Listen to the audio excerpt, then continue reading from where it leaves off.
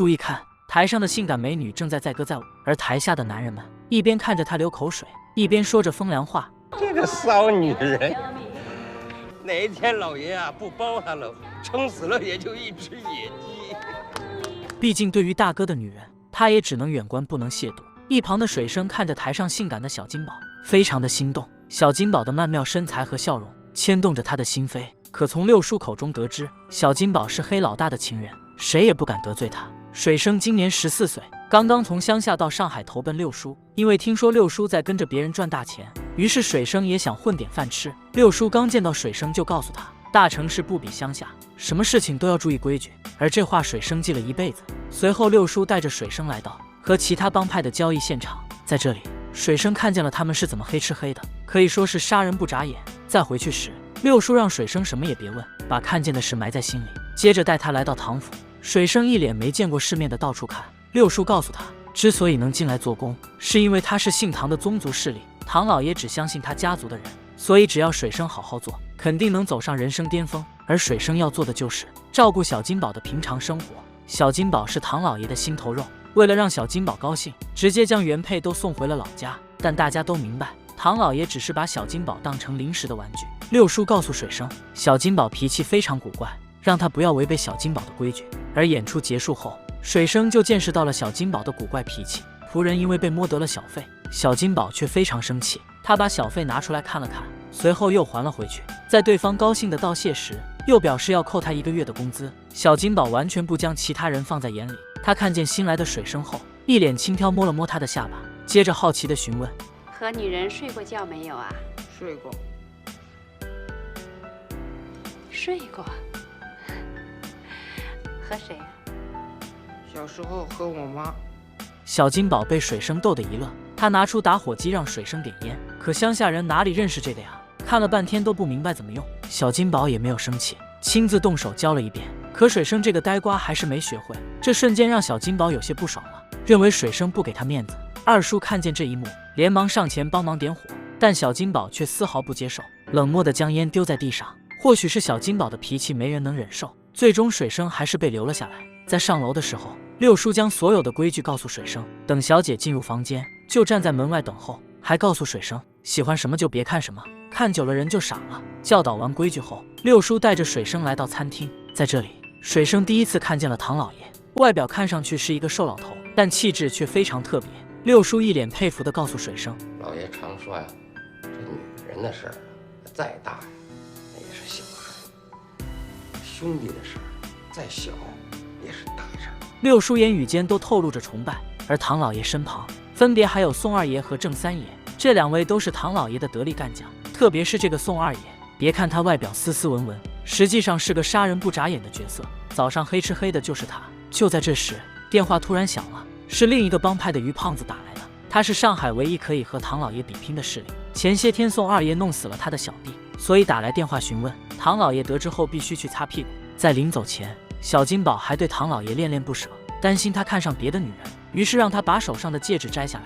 其实小金宝非常有自知之明，他知道一旦唐老爷腻了，他就会被瞬间抛弃，所以一直在悄悄攒钱。唐老爷走后，水生来到房间给小金宝送吃的，由于没有敲门，被小金宝训斥一番，让他叫自己乡巴佬水生。好不容易进了房间，呆头呆脑的水生又一头撞碎了玻璃，这瞬间让小金宝更加不爽，不停地骂他乡巴佬。水生受不了这种气，提出想要离开的想法，结果被六叔打了一巴掌。六叔告诉他，想要出人头地，那就必须得吃苦。被六叔吓住的水生再也不敢说离开的事。等到深夜水生睡着后，小金宝悄悄下楼，将所有人的房间锁住，又给外面的大门留了个缝。他准备做什么呢？女人涂上红唇，穿上性感的吊带裙，表情无比妩媚。这时走来一个男人，竟是宋二爷，两人很快就缠绵在一起。第二天，小金宝因为水生拿错衣服，将他一顿臭骂。水生心里愤怒不已，但一句话也不敢说，只敢悄悄在小金宝的杯子里吐口水。此时台上的小金宝无比诱人，台下的于胖子看得目不转睛。2个最大的帮派看上去和和睦睦。到了晚上，水生听见小金宝的骂声，于是走出房间查看，结果意外看见偷偷溜走的宋二爷。他走上楼，看见正在摔东西的小金宝，他明白2人吵架了，但他只敢在门外悄悄看着。到了第3天，演出完的小金宝早早的休息了，水生在门外候着，却打起了瞌睡。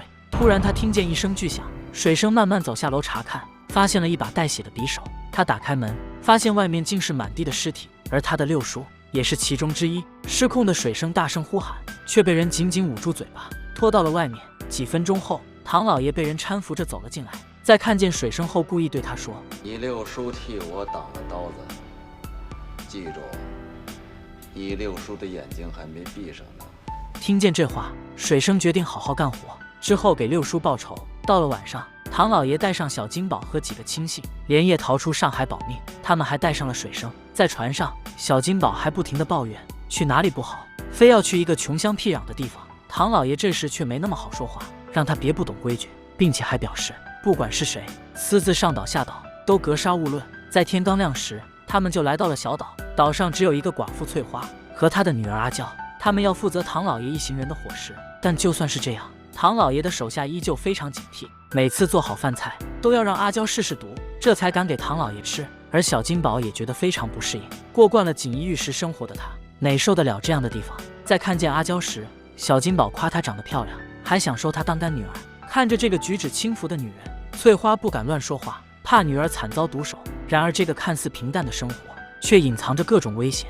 注意看，这个寡妇正在和男人缠绵，门外的小金宝则看得津津有味，就连水生也控制不住，好奇地上前查看。结果小金宝想吃独食，直接将他赶走。本着找乐子的想法，小金宝猛地敲了敲房门，借口自己睡不着，来找翠花聊天，顺便借一套衣服。说着他就走到翠花的卧室，果不其然，在这里看见了当时的男人，但他并没有把对方揪出来，而是当成乐子告诉了唐老爷。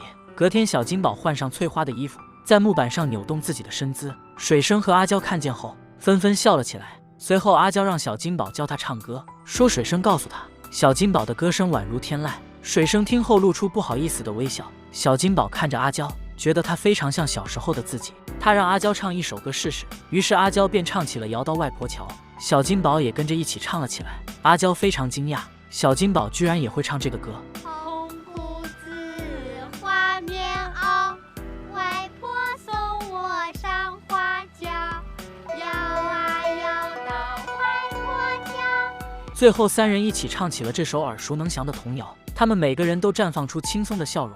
然而就在这时，小金宝却突然发现水上漂浮着一具尸体，看见衣服上的条纹，他赫然想起这正是翠花的相好，于是找到唐老爷质问，两人大吵一架。这事怪谁呀？怪不着我，得怪你自己。小金宝愤怒地冲了出来，他心里十分自责，没想到自己的一句话居然害死了别人。晚上，愧疚的小金宝和水生聊起了自己小时候，自嘲地说自己是乡巴佬小金宝。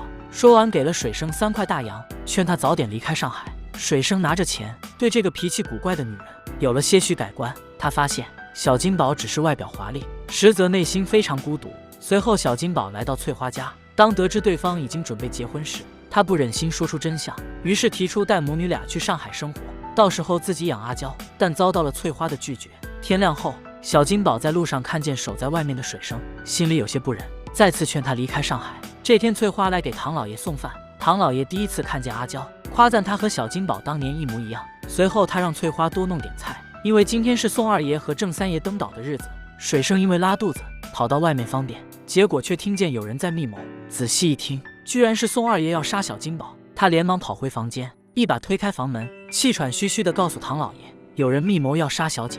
可让所有人都想不到的是，唐老爷早就知道了，他这次让宋二爷上岛就是为了把他解决掉。小金宝此时还不知道发生了什么。这时唐老爷开始解释，原来他早就发现宋二爷和于胖子有私下交易，也知道他一直想取代自己，同时也清楚小金宝的背叛。见到事情败露，小金宝破罐子破摔地说起宋二爷给他的许诺，言语中充满了自嘲与无奈。说着说着他就唱起歌来。此时的宋二爷不停地挣扎，想要杀死小金宝。看见这一幕，小金宝忍不住笑了起来，眼里却饱含热泪。只有中间的唐老爷笑得最开心。到了深夜，小金宝和宋二爷即将被活埋，在生命的最后一刻，小金宝没有求饶，只希望唐老爷能放过阿娇。但唐老爷却告诉他，翠花早已被杀，阿娇他也要培养成下一个小金宝。听见这话的小金宝愤怒地扑向唐老爷，与他拼命。眼看小金宝危在旦夕，水生不顾一切地冲了上去，结果却被一旁的手下推倒在地。隔天早上，